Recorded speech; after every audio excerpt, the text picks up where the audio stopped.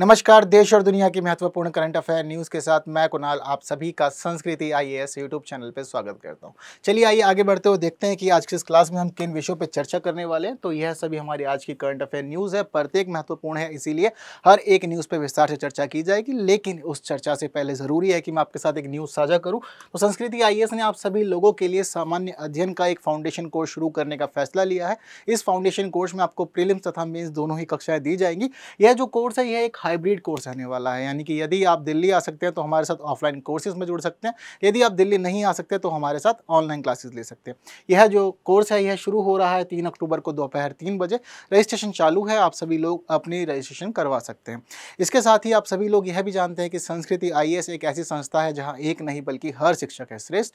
तो हम लोग आगे बढ़ते हैं और देखते हैं कि हमारी जो पहली न्यूज़ है उसमें क्या महत्वपूर्ण बिंदु हैं आप लोगों के लिए। यह जो न्यूज़ है अभी चंद घंटों पहले की ही है। आज का दिन बेहद महत्वपूर्ण है। एक तो गणेश चतुर्थी है, तो आप सभी लोगों को गणेश चतुर्थी की हार्दिक शुभकामनाएं। इसके साथ ही साथ आज का दिन इस मामले में भी ऐतिहासिक है कि आज हमारी जो सरकार है वह पुराने संसद भवन से अब नए संसद भवन की ओर स्थानांतरित हो चुकी है। अब जितनी भी बैठकें होंगी वहीं होंगी, क्योंकि आज पहली बैठक नए संसद भवन में हो चुकी है। इसके साथ ही नए संसद भवन में पहुंचने के साथ ही सरकार ने एक नया विधेयक प्रस्तुत कर दिया है। इस विधेयक में हमारी देश की संसद तथा राज्य विधानसभाओं में महिलाओं के लिए आरक्षण की व्यवस्था का प्रस्ताव किया गया है। जल्द ही हम देखेंगे कि यह विधेयक किस प्रकार से पारित होगा।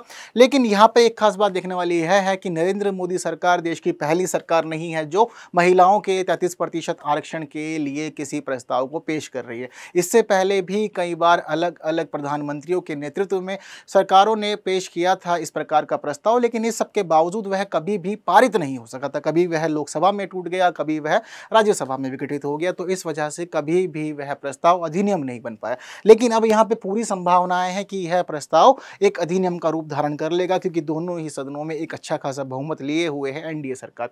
तो यह जो नया प्रस्ताव है, यह जो विधेयक है, इसको नाम दिया है सरकार ने नारी शक्ति वंदन विधेयक 2023। इसके साथ ही जैसे ही यह संविधान संशोधन विधेयक पारित हो जाता है तो यह संविधान का 128वां संशोधन विधेयक कहलाएगा। तो यानी कि अब इसके बाद हम मान लेंगे कि अब हमारे संविधान में 128 संशोधन हो चुके हैं। लेकिन इसके साथ ही महत्वपूर्ण बात ध्यान देने वाली यह है कि इस विधेयक में क्या खास उपबंध किए गए हैं महिलाओं के लिए और आने वाले समय में उन्हें किस प्रकार का लाभ मिलेगा, प्रत्येक पर चर्चा करते हैं। तो एक्चुअल में जो पूरा का पूरा विधेयक है इसमें बात की गई है 3 स्थानों की। पहली बात है राष्ट्रीय राजधानी क्षेत्र दिल्ली की, उसके बाद सभी राज्यों की विधानसभाओं की और हमारी लोकसभा की। तो सरकार इस विधेयक के माध्यम से यह व्यवस्था करना चाहती है कि इन तीनों ही जगह पर महिलाओं के लिए 1/3 यानी कि 33% सीटें आरक्षित की जाएंगी। और यह अनिवार्य व्यवस्था होगी, यानी कि अगर आपके यहाँ पर 100 सीटें हैं, चाहे वह स्थान कोई भी हो, अब इसमें से 33 सीटें जो हैं वह महिलाओं को दी जाएगी निश्चित तौर पे। यह जो आरक्षण है केवल महिलाओं के लिए ही नहीं बल्कि महिलाओं के अंदर एससी कम्युनिटी की महिलाओं, एसटी कम्युनिटी की महिलाओं, ओबीसी कम्युनिटी की महिलाओं इत्यादि इत्यादि सभी के आधार पर भी व्यवस्थित की जाएगी। यानी कि एक प्रकार से ये 33% महिलाएं जो सिलेक्ट होंगी उन सभी के तहत भी कैटेगराइज इनको किया जाएगा। हालांकि ये भी बात ध्यान रखने वाली है यहाँ पर कि यह जो आरक्षण रहेगा यह सीटों के ऊपर अनिवार्य रूप से हमेशा नहीं चलेगा, यानी कि इसको रेगुलेशन के आधार पर व्यवस्थित किया जाएगा। एक समय पर किसी एक सीट को एससी नामित किया जाएगा, जबकि उसके बाद अगले चुनाव में उसको बदल दिया जाएगा और किसी और सीट को एससी माना जाएगा। क्लियर है बात सभी को? तो रोटेशन चलेगा। साथ साथ इस पूरे विधेयक में सरकार ने व्यवस्था की है कि महिलाओं को हम 33% आरक्षण देंगे, लेकिन एक्चुअल में यह आरक्षण आने वाले महज 15 वर्षों के लिए ही लागू रहेगा।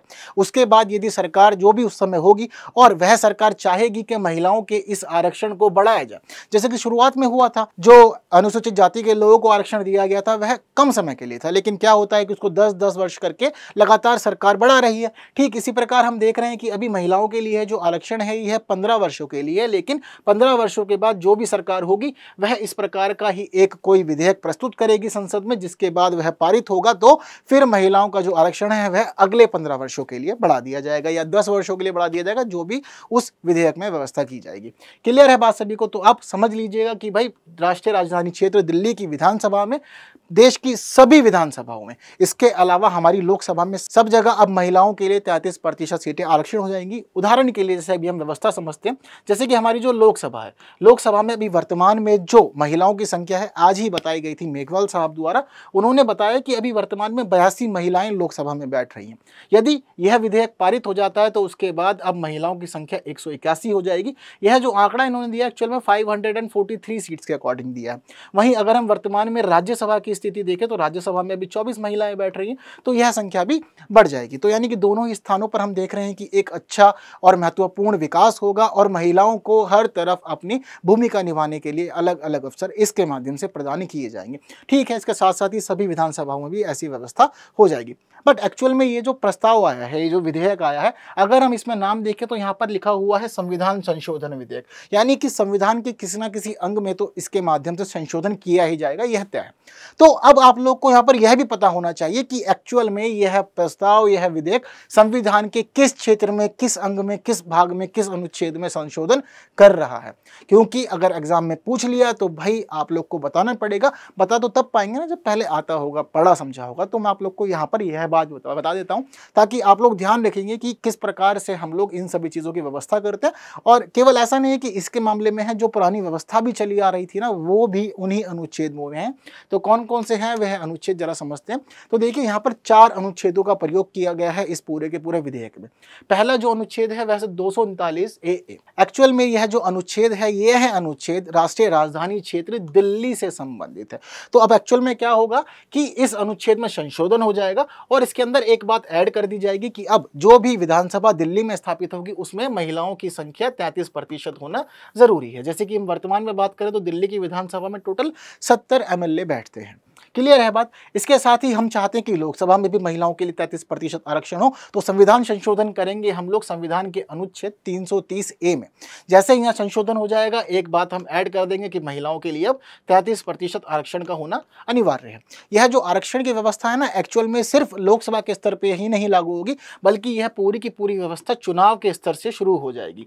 पहले चुनाव करेंगे, परिसीमन करवाएंगे, तो हम सीटों को निर्धारित कर देंगे। सीटें निर्धारित हो जाएंगी तो उससे क्या होगा कि 33% सीटें ही ऐसी होंगी जिन पे सिर्फ और सिर्फ महिलाएं चुनाव लड़ेंगी। जब 33% सीटों पे महिलाएं चुनाव लड़ेंगी तो उसके बाद क्या होगा, महिलाएं ही चुनी जाएंगी। तो इस प्रकार फिर हम लोग लोकसभा में या बाकी अन्य जगहों पर महिलाओं का प्रतिनिधित्व सुनिश्चित करेंगे। तो याद रखिएगा, चुनाव से ही व्यवस्था को लागू करना होगा, तभी हम उसको अंतिम रूप दे पाएंगे। ठीक इसी प्रकार हम चाहते हैं कि राज्यों की विधानसभाओं में भी महिलाओं के लिए 33% आरक्षण लागू हो।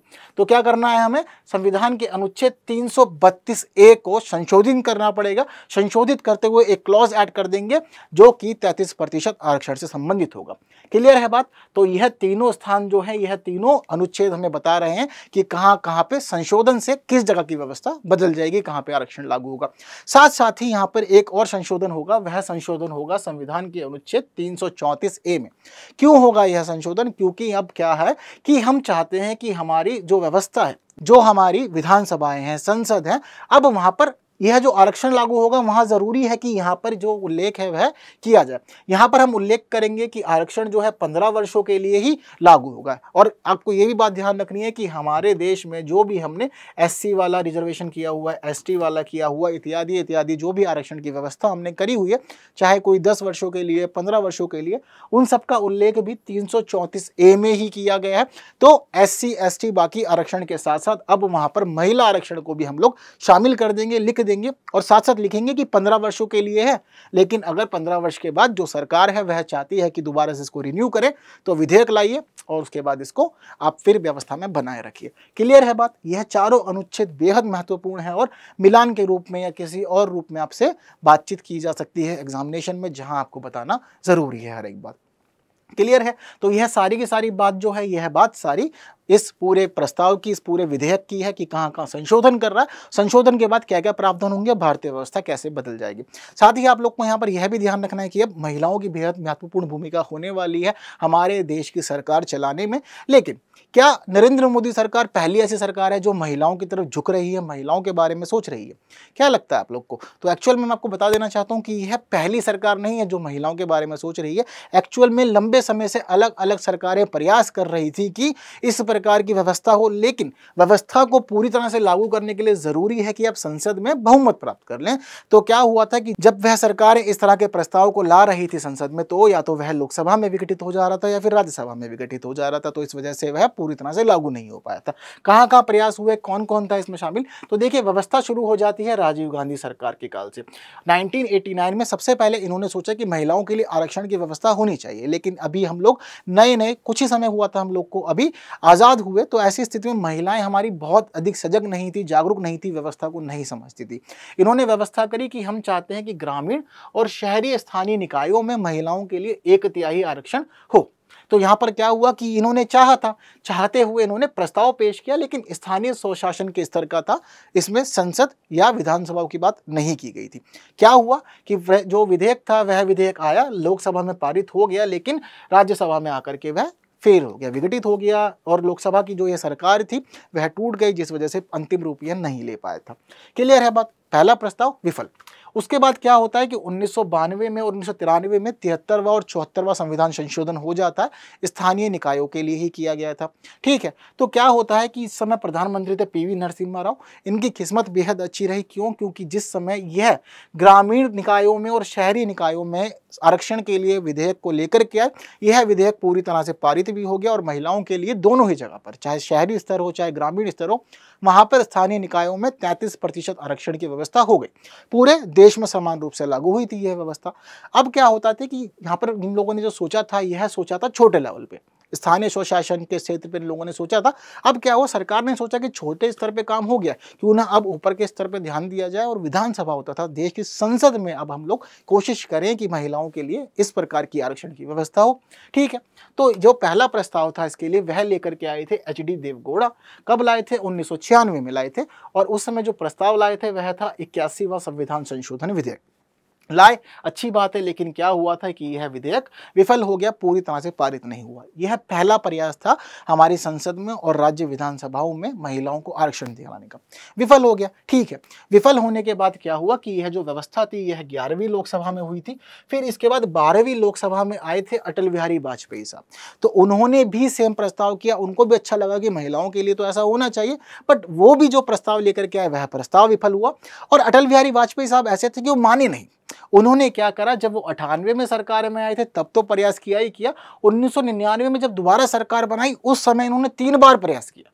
1999 में प्रयास किया, 2002 में किया, 2003 में किया। मतलब हर बार वे उम्मीद कर रहे थे कि उनके जो सदस्य हैं साथ में बैठने वाले वह सहयोग करेंगे और यह प्रस्ताव पारित हो जाएगा, लेकिन एक बार भी पारित नहीं हो पाया, जहां पर समर्थन इसको नहीं मिला। ठीक है जी, तो अटल बिहारी वाजपेयी साहब दूसरे व्यक्ति थे जिसके काल में प्रयास हुआ, लेकिन हर बार विफल हुए। फिर प्रधानमंत्री मनमोहन सिंह बने थे, तो मनमोहन सिंह के काल में फिर दोबारा से सेम प्रयास हुआ। देख रहे हैं आप, सरकार एनडीए हो या यूपीए हो, प्रयास तो सेम कर रही है, लेकिन क्या होता है, जिसकी सरकार होती है विपक्ष वाला समर्थन नहीं दे रहा है उसको, जिस वजह से वह प्रस्ताव आज तक अटका हुआ था। अब क्या होता है कि मनमोहन सिंह के काल में वर्ष 2008 में लाए प्रस्ताव, यह लोग प्रस्ताव लाए थे पहले राज्यसभा के अंदर। ठीक है, तो क्या हुआ कि उसके बाद यह पूरी तरह से रुक गया, क्योंकि क्या हुआ था कि राज्यसभा से आने के बाद लोकसभा में आए तो बताया गया है कि वहां पर फिर इन लोगों ने इसको आगे ही नहीं बढ़ाया, प्रस्तुत ही नहीं किया, जिस वजह से फिर यह उसके बाद पारित नहीं हो पाया। और 2014 में हमें पता है कि फिर उस समय जो सरकार थी यूपीए की वह भी टूट गई थी, और 2014 से प्रधानमंत्री नरेंद्र मोदी बने हुए हैं इस पद पे। क्लियर है सारी बात। लेकिन अब क्या है कि इन पूरे प्रयासों के बावजूद अब प्रधानमंत्री नरेंद्र मोदी के काल में जो सरकार चल रही है, यह सरकार दोनों ही सदनों में पूर्ण बहुमत लिए बैठी है। अब ऐसी स्थिति में पूरी संभावनाएं है कि यह प्रस्ताव पारित हो जाएगा, यह विधेयक पारित होकर अधिनियम बनेगा, और उसके बाद विधानसभाओं में साथ साथ में, लोकसभा में साथ साथ दिल्ली की विधानसभा में सभी जगह महिलाओं के लिए 33% आरक्षण की महत्वपूर्ण भूमिका बन जाएगी, उनकी आरक्षण की व्यवस्था हो जाएगी। क्लियर है बात सभी लोग को? तो पहली बार ऐसा परिवर्तन देखेंगे, पर प्रयास लगातार हुए इतिहास में, और लेकिन सफल कोई नहीं हुआ। यहाँ पर आकर अब यह सफल होंगे। इसके साथ ही कई बार समितियां भी बनाई गई अलग अलग कि विचार करो इसके ऊपर कि क्या क्या होना चाहिए। जैसे कि 1971 में पहली बार केंद्रीय शिक्षा और समाज कल्याण मंत्रालय ने समिति बनाई। इसकी जो रिपोर्ट थी, रिपोर्ट का नाम था समानता की ओर। याद रखिएगा क्योंकि एग्जाम में पूछ सकता है, मुद्दा बहुत गरमाया हुआ है इस साल, और काफी महत्वपूर्ण इसलिए भी है क्योंकि पास होने की पूरी संभावना है। ठीक है, तो समानता की ओर नाम से इसने एक रिपोर्ट पेश की थी अपनी, कहा था महिलाओं के लिए आरक्षण होना चाहिए, लेकिन उसके बाद वह 33% आरक्षण को लागू करने का जब प्रयास हुआ तो विफल हुआ, अभी हम लोगों ने पढ़ लिया, ठीक है।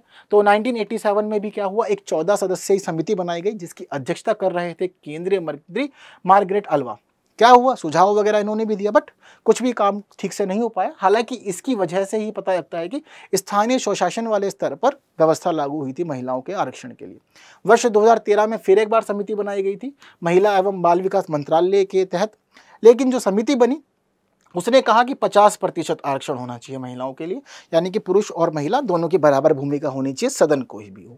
तो क्या हुआ कि सोचा गया, समझा गया, बट फिर फिलहाल सरकार ने फैसला लिया है कि हम व्यवस्था करते हैं महिलाओं के लिए 33% आरक्षण की सब जगह पर। क्लियर है बात इतने सभी को?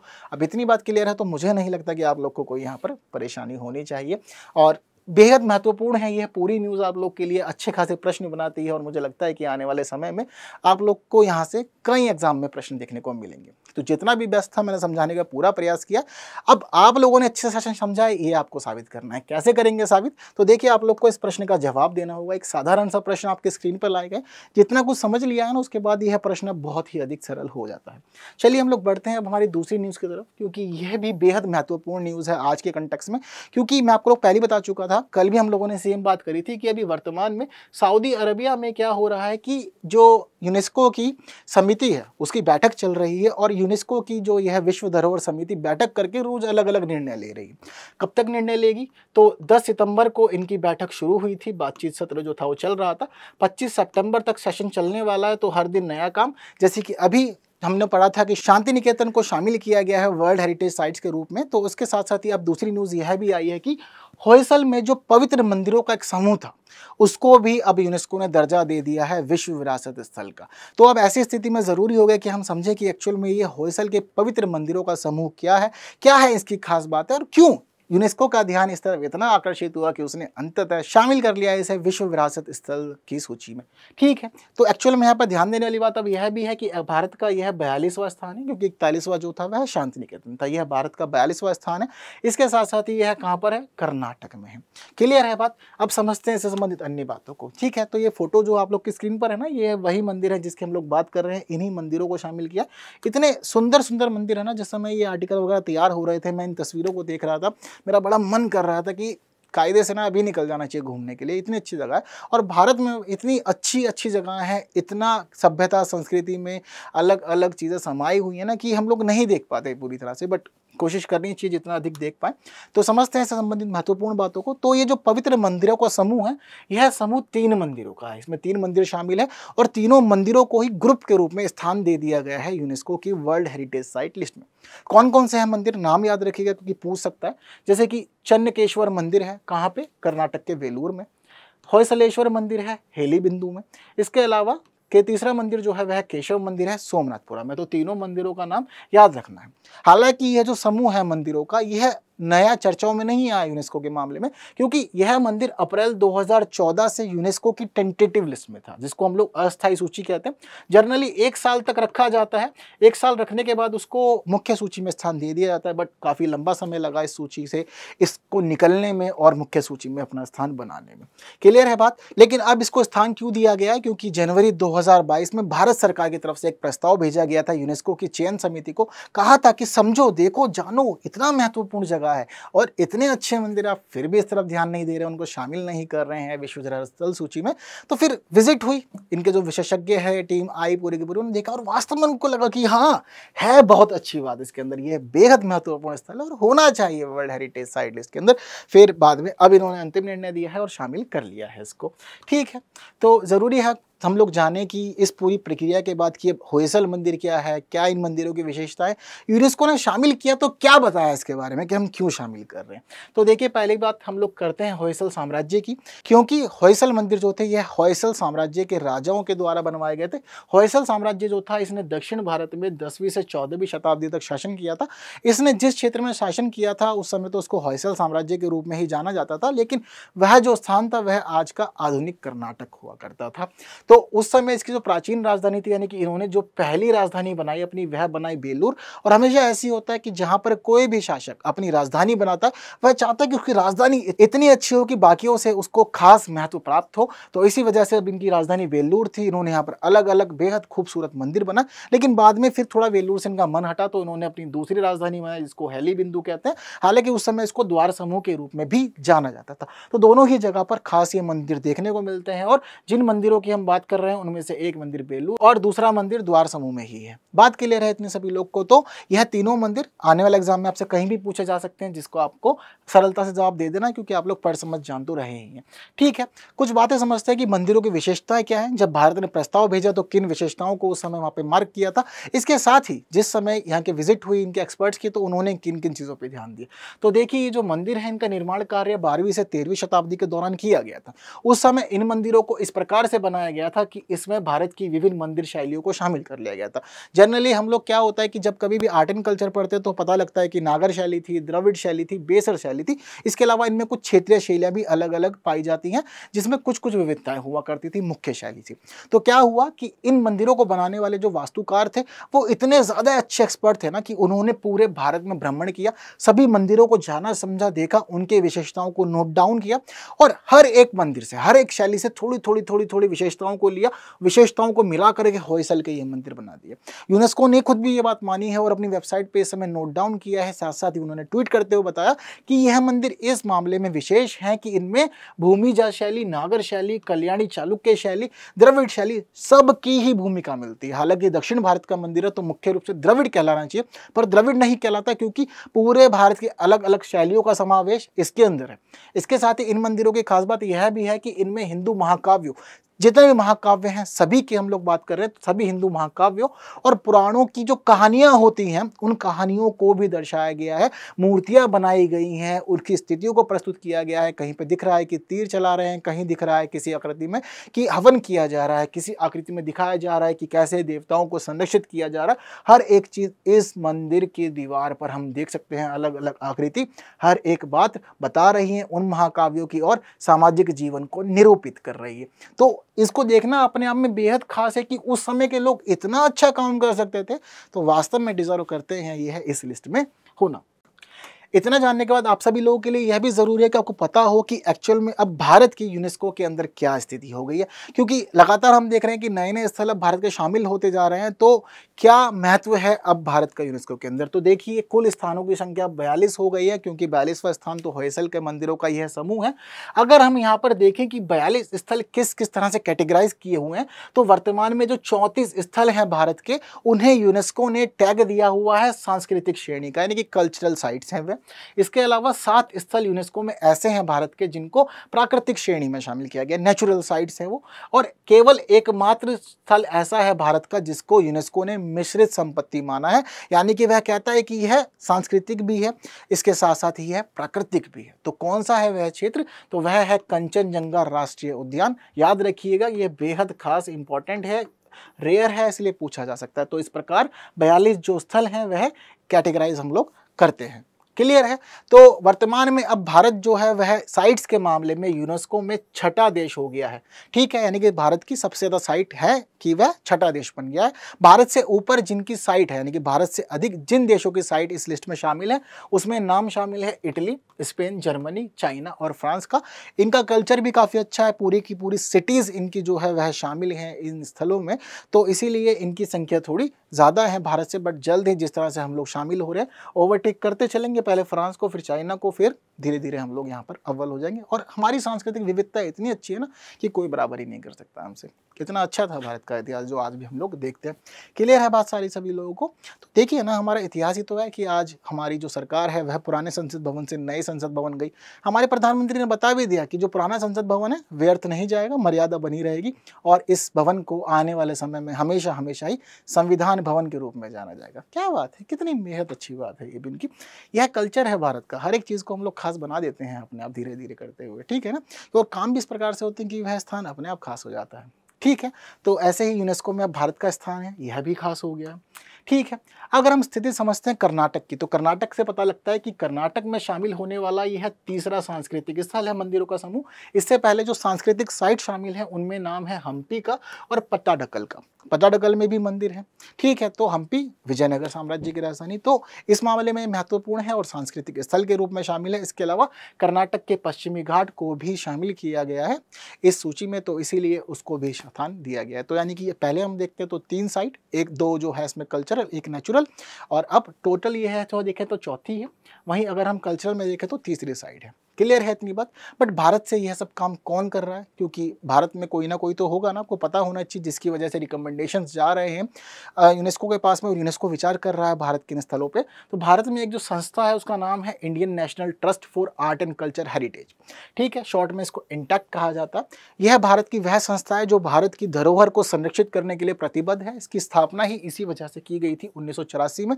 हेड ऑफिस नई दिल्ली में है। इसका काम ही यही है कि भारत में अलग अलग जगह पे जो हमारी अलग अलग सांस्कृतिक धरोहर है या प्राकृतिक धरोहर है उनको देखना, जानना, समझना, संरक्षण के कार्य करना, यूनेस्को को रिकमेंड करना कि महत्वपूर्ण स्थल है भाई, देखो जरा, समझो और शामिल करो उसको वर्ल्ड हेरिटेज साइट में, ताकि दुनिया का आकर्षण बढ़े इसकी तरफ। ठीक है, तो इस संस्था का नाम भी आप लोग याद रखिएगा, क्योंकि इसकी बदौलत ही हम लोग को यह सब कुछ देखने को मिल पा रहा है। क्लियर है बात। तो इस न्यूज़ में भी जितनी महत्वपूर्ण बात थी मैंने प्रयास किया आपको बढ़िया से समझाऊं। तो मेरी कोशिश कैसी है, आप लोग मुझे कमेंट करेंगे तो पता चलेगा कि आप लोग को कितना अच्छा समझ में आया। कमेंट करना है इस प्रश्न का आंसर, एक सरल सा प्रश्न आपकी स्क्रीन पर।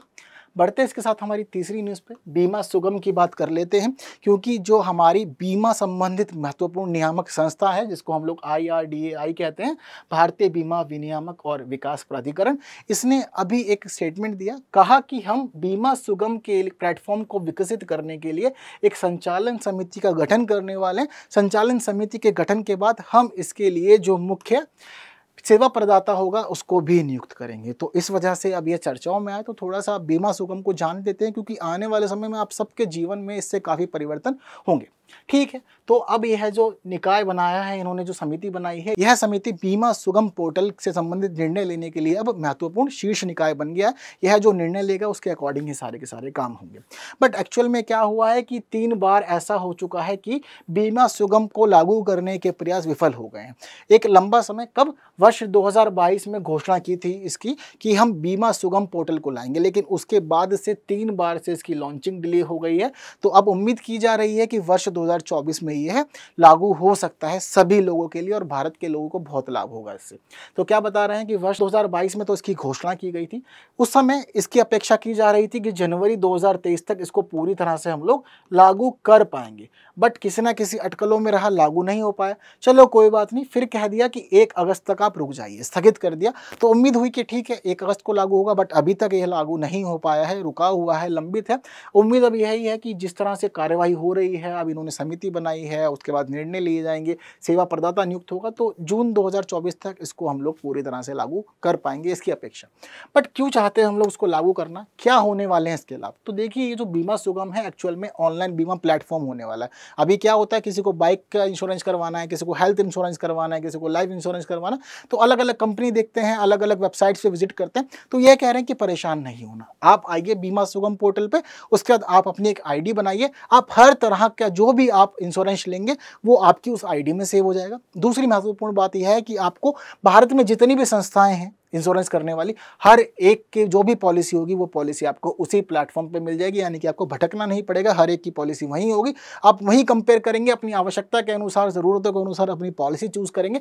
पॉलिसी के लिए भटकना नहीं है, सारी डिटेल वहीं सेव रहेगी आपकी आईडी में। रिन्यू करना है, क्लेम करवाना है, वो सब काम भी वहीं पे होगा। तो सभी बीमा कंपनियों को एक जगह पे इकट्ठा किया जाएगा, आपको एक अच्छी व्यवस्था उसके माध्यम से दी जाएगी, बहुत सारे विकल्प आपके पास आ जाएंगे, तो इजीली कंपेयर आप कर पाएंगे। फिर उसमें कुछ भी हो, चाहे जीवन बीमा हो, स्वास्थ्य बीमा हो, या सामान्य बीमा हो, वाहन बीमा हो, सब यहाँ पर होंगे। तो कागजी कोई कार्यवाही नहीं, सारा मामला ऑनलाइन हो जाएगा, और आप खुद ही बिना किसी कन्फ्यूजन के कंपेयर करते हुए सारा मामला संभाल लेंगे। तो शुरुआत में इसके लिए जो बजट था, यह बजट 85 करोड़ रुपए अलॉट किया गया था, हालांकि अब इसको बढ़ा करके 200 करोड़ रुपए कर दिया गया है। तो इतने सारे लाभ होने वाले हैं आप सभी लोगों को। एकल मंच, यानी कि अब अलग अलग बीमा लेने के लिए अलग अलग वेबसाइट पे या अलग अलग बीमा प्रदाताओं के पास नहीं भटकना, सब कुछ वहीं है। तुलना कर पाएंगे आप लोग, इजीली देख पाएंगे कौन सी कंपनी आपको क्या लाभ दे रही है, तो आप अपने लिए बेस्ट चूज कर पाएंगे। कागज रहित पूरी कार्रवाई होगी, तो पेपर बचेंगे, वृक्ष बचेंगे, एनवायरमेंट फ्रेंडली काम होगा, और कहीं जाना आना नहीं, पोर्टल खोला और अपने लिए पॉलिसी ले ली, पॉलिसी रिन्यू कर ली, क्लेम लेना है क्लेम करवा लिया। तो हर एक चीज़ का त्वरित समाधान होगा और किफ़ायती है, नहीं भटकेंगे, कहीं नहीं जाना होगा तो पैसा भी तो बचेगा और माना जा रहा है कि आपको पहले की तुलना सस्ती पॉलिसीज़ यहाँ पे प्रोवाइड की जाएगी। सारा मामला सरकार की देखरेख में होगा। तो इतनी महत्वपूर्ण न्यूज़ है, तो ज़रूरी यह भी है ना कि आप इस सरल से प्रश्न का आंसर दे दें। कमेंट कर दीजिए जल्दी से, क्योंकि बहुत ही सरल है यह प्रश्न। इसके साथ ही बढ़ते हैं हमारी आज की लास्ट न्यूज़ की तरफ, जिसमें बात की गई है स्ट्रीट फास्ट डिफेंडर की। तो एक्चुअल में स्ट्रीट फास्ट डिफेंडर क्या है? तो यह एक युद्धाभ्यास है। यह हर प्रकार का, यानी कि वायुसेना, थल सेना, जल सेना, सबका मिला जुला युद्धाभ्यास है। यह इस मामले में महत्वपूर्ण है कि इसका आयोजन नाटो के द्वारा किया जाता है और अब नाटो रशिया के द्वारा किए गए यूक्रेन पे हमले के बाद में सबसे बड़ा इस प्रकार का युद्धाभ्यास आयोजित कर रही है। तो कब आयोजित किया जाएगा? इसको 2024 में आयोजित किया जाएगा नाटो के द्वारा। और कहाँ पे आयोजित किया जाएगा? तो इसका आयोजन किया जाएगा अब यूरोप में। कौन कौन से देश शामिल हैं? तो जर्मनी, पोलैंड, इसके अलावा 3 बाल्टिक देश शामिल हैं और इन 3 बाल्टिक देश में नाम है लिथुआनिया, लातविया और एस्टोनिया का। तो यह 5 देश हम देखें तो पांचों देश मिल करके नाटो के इस युद्धाभ्यास का आयोजन करेंगे। इसके अलावा जो नाटो के सभी देश हैं उन सबकी हर सेना यहाँ पर पहुंचेगी, थल सेना भी आएगी, जल सेना भी, वायु सेना भी, वह अपना पूरा प्रदर्शन करेंगे। क्योंकि फिलहाल अमेरिका यह तय करना चाहता है, निर्धारित करना चाहता है कि हमारी सेना किस प्रकार की है और अगर आने वाले समय में रूस के खिलाफ उसको उतारना पड़ जाए तो कितनी अधिक सफलता हमें कितने कम समय में प्राप्त होगी। यह सभी चीज़ें यह निर्धारित करते हैं। हालांकि अमूमन देखा नहीं गया है, बट युद्धाभ्यास जो किए जाते हैं वह अपने शक्ति प्रदर्शन के लिए ही किए जाते हैं। इनके जो बेस्ट कुछ भी है, चाहे एयरक्राफ्ट हैं, चाहे इसके अलावा जो नेवी के इनके जितने भी शिप्स हैं वो सभी उतारे जाते हैं और देखा जाता है कि क्षमता किस प्रकार है और कहीं उनमें खड़े खड़े जंग तो नहीं लग गया है। तो इसमें सैनिक आएंगे, युद्धपोत आएंगे, विमान भी आएंगे। माना जा रहा है कि 500 से 700 हवाई युद्धक मिशन इसमें शामिल होंगे, 50 से ज़्यादा युद्धपोत, वहीं 40,000 से अधिक सैनिक अलग अलग देशों के, यानी कि नाटो देशों के इसमें शामिल होने वाले हैं। तो बेहद महत्वपूर्ण युद्धाभ्यास है यह यूरोप में होने वाला नाटो के लिए। तो स्ट्रीट फास्ट डिफेंडर जो है एक्चुअल में इसमें जो किसी भी अगर एक सदस्य पर हमला हुआ नाटो की पॉलिसी ही यही है कि अगर आपने हमारे किसी भी सदस्य पे हमला किया तो सभी सदस्य उसको अपने ऊपर हमला मारेंगे और जवाबी कार्रवाई कर देंगे। तो यह नाटो इसी वजह से ही 1949 से महत्वपूर्ण बना हुआ है। लगातार शीत युद्ध के समय इसको बनाया गया था और उसके बाद से लगातार देखा था कि बीच में शांत हो गया था, पर जब से अभी रशिया ने हमला किया यूक्रेन पे सब चीज़ें बहुत ज़्यादा एक्टिव हो गई हैं। तो ऐसा माना जा रहा है कि अगर आने वाले समय में देखा गया, जाना गया, समझा गया तो कुछ कर सकते हैं। हालांकि आप सोच रहे होंगे कि अब तक जब रशिया ने हमला किया है यूक्रेन पे तो कुछ क्यों नहीं हो रहा। एक्चुअल में यूक्रेन जो है वह सदस्य ही नहीं है अभी नाटो का। अगर वह सदस्य होता तो आज पूरा का पूरा जो यह युद्ध है ना किसी दूसरे मोड़ पे होता। ठीक है, तो इसको इसीलिए ही प्रैक्टिस किया जा रहा है कि ज़रूरत पड़ी तो आने वाले समय में जवाबी कार्रवाई कर सकते हैं। वहीं साथ साथ नाटो की क्षमता क्या है उसका भी परीक्षण इसके माध्यम से कर लेंगे। ऐसा नहीं है कि पहली बार हुआ है इसका प्रयोग, तो लगातार इसका प्रयोग होता रहता है। यह जो युद्धाभ्यास है इसको समय समय पर करते रहते हैं। जैसे कि अभी एयर डिफेंस किया गया था वर्ष 2023 में जर्मनी में, तो सारे देश जो थे अपने वायुसेना के अलग अलग एयरक्राफ्ट को लेकर के गए, तो वहाँ इन्होंने टेस्ट किया। 70 से अधिक वर्षों में नाटो वायु शक्ति की सबसे बड़ी प्रदर्शनी हुई थी ये, जो जर्मनी में इन्होंने आयोजित की थी। तो इस प्रकार से अलग अलग समय पर टेस्ट होता है। वर्ष 2021 में भी इन्होंने किया था रोमानिया के अंदर, और रोमानिया में इन्होंने अपनी क्षमताओं को पूरी तरह से किया था उसका परीक्षण कि किस प्रकार की है और आने वाले समय में क्या क्या आवश्यकता हमको रहने वाली है। तो ठीक इसी प्रकार की यह सारे का सारे कार्यक्रम अभी हो रहा है नाटो के द्वारा और बेहद महत्वपूर्ण है आने वाले समय के लिए ये। जैसे कि एक प्रश्न आपकी स्क्रीन पर है, तो एक साधारण सा प्रश्न है, सरल सा प्रश्न है। आप लोग याद रखिए इस पूरी एक्सरसाइज को, क्योंकि नाटो की है, बेहद महत्वपूर्ण है, प्रश्न पूछा जा सकता है और इस तरह का एक प्रश्न आपसे इस खंड से पूछा जाएगा। तो आज की इस वीडियो में बस इतना ही। जितनी भी महत्वपूर्ण बात थी हर न्यूज़ की मैंने आपके साथ साझा की, चाहे थोड़ी हो या ज़्यादा। मैं कोशिश करता हूँ कि आपको बेस्ट एक्सप्लेनेशन दूँ। फिर मिलते हैं कल रात 9 बजे, ऐसे ही बातचीत करते रहेंगे, पढ़ते समझते हो बढ़ते रहेंगे आगे। Thank you so much.